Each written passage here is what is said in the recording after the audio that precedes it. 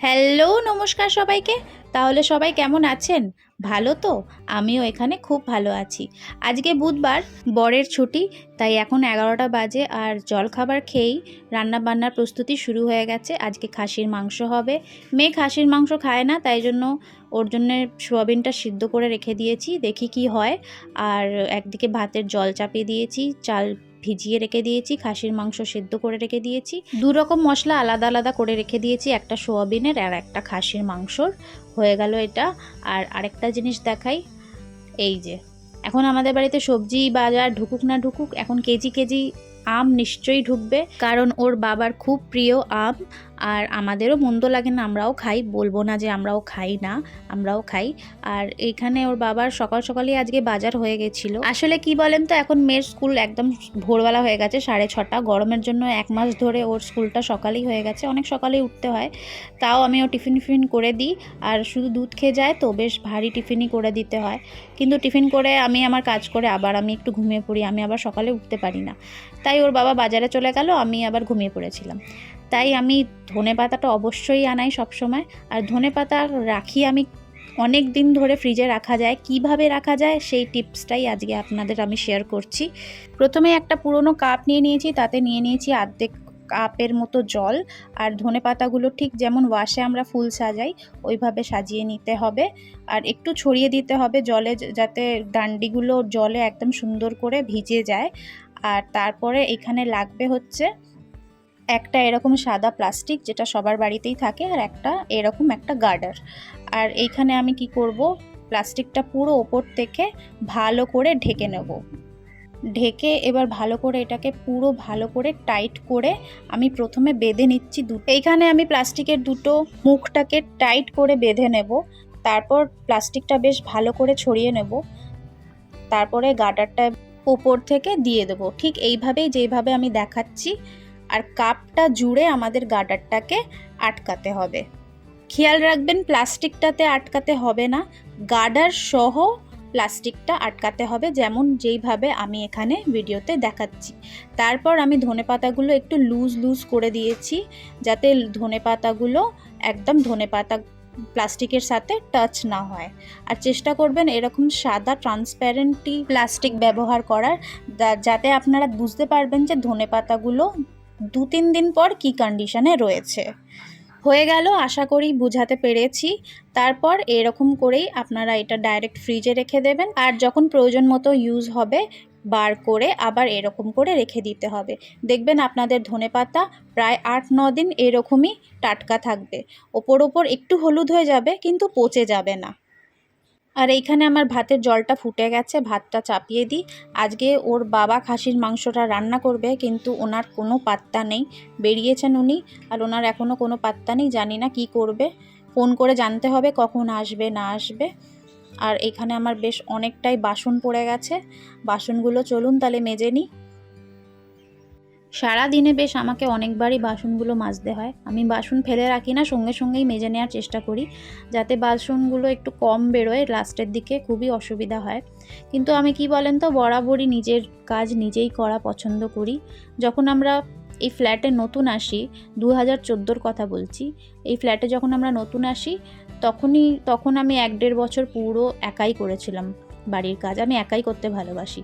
কিন্তু তারপর আমার গল ব্ল্যাডার স্টোনের অপারেশন হয়, তো তখন আমি একটা কাজের বউ রেখেছিলাম। কাজের বউয়ের সাথে আমার অভিজ্ঞতা খুবই খারাপ, এক্সপিরিয়েন্সটা খুবই খারাপ। তাই জন্য আমি মনে করি বাবা, তার থেকে ভালো নিজের কাজ নিজে করে নেওয়া খুব ভালো। কারোর আশায় আর বসে থাকতে হয় না। এতটাই দেরি করে ওরা, এতটাই অসুবিধা করে দেয় যে তারপরে সে আমাদের নিজেই মাজতে হয়, আর গাদা গাদা বাসন তারপরে বেরোয়, তখন আরও অসুবিধাটা বেরিয়ে যায়। তাই জন্য আমি নিজের বাসন নিজেই মাজতে ভালোবাসি। তারপর আমার অপারেশন হলো যখন, তখন আমি বাসন মাজার লোক রেখেছিলাম, প্রায় 1-1.5 বছর আমি রেখেছিলাম বাসন মাজার লোক। তারপর আমি ছাড়িয়ে দিই। কিন্তু শীতকালে খুব কষ্ট হয় বাসন মাজতে, আর আমার একটু ঠান্ডা লাগার ধাত আছে, টনসিলের ধাত আছে, তাই জন্যই আবার বাসন মাজা শীতকালের জন্য রেখেছিলাম। সেই একই অবস্থা, সে কোনোদিনও তারা টাইমে আসে না, তাদেরও অসুবিধা আর আমাদেরও অসুবিধা। তাই জন্য সবসময় ওদেরকে ছাড়িয়ে দিতে হয়, কারণ আমার পোষায় না। আর মাঝে এই কদিন আগেই আমি একটা কাজের বউ রেখেছিলাম, ওর বাবা সবসময় বলে রাখো কাজের বউ রাখো, কিন্তু আমি বারণ করি। তো অনেক ইয়ে করে একটা রেখেছিলাম, সে তো আর তার সাথে এক্সপিরিয়েন্সটা খুবই বাজে হলো, আর সেটা আর বলা যাবে না। তাই আমি আর কাজের বউ রাখিনি। বলা যাবে না মানে আমি চাই না কারোর ব্যাপারে এইভাবে কোনো কিছু বলতে, সেটা হয়ে গেছে। আর আমি নিজের কাজ নিজে করতেই ভালোবাসি, আমার তাড়াতাড়ি নিজের কাজ হয়ে যায়। আমি রাত 11টা-12টা অবধিও বাসন মাজি, আমার কোনো অসুবিধা হয় না। শুধু শীতকালটা আমার খুবই অসুবিধা হয়, দেখি শীতকালটা কি করা যায়। কেন আমাদের ট্যাঙ্কির জল তো, গরমকালে তেমনি গরম আর শীতকালেও তেমনি ঠান্ডা। আমার এক্সপিরিয়েন্স আমার কাছেই থাক।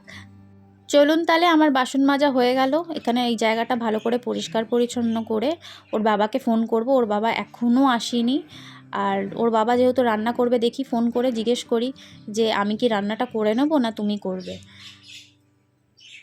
আসলে ছুটির দিনকে অনেক বছর আগের কথা বলছি, ছুটির দিনকে ওই রান্না করতো। আগে না খুব সুন্দর রান্না করতো, আর এখন খুব একটা রান্না করতে পারে না, মানে ভুলে গেছে। তাই আমার ওইটাই ভয় যে খাসির মাংস হবে, আবার যদি ভালো না হয়।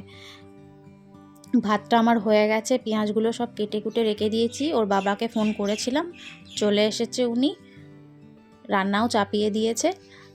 আর আজকের রাঁধুনি হচ্ছে রান্নাঘরের আমার বর। আর ও মাংসটা করবে, আমি আমার মেয়ের সোয়াবিন চিলি করব। ও স্কুল গিয়েছিল, স্কুল থেকে চলে এসেছে। আর কালারটা দেখছেন, বেশ ভালোই করছে, কিন্তু টেস্টটা খেয়ে তারপরে বলবো। কালারটা তো ভালোই হবে, এখানে দাঁড়িয়ে দাঁড়িয়ে বলে যে দিচ্ছি সব কিছু। চলুন, মেয়ে স্কুল থেকে চলে এসছে বললাম, আর ওনার ইচ্ছা আজকে চিলি হবে সোয়াবিনের, তাই সোয়াবিনের চিলিটা আমি একদিকে চাপিয়ে দিলাম, নইলে দেরি হয়ে যাবে। এই চিলিটা চাপিয়েই আমি স্নান করব, পুজো করব।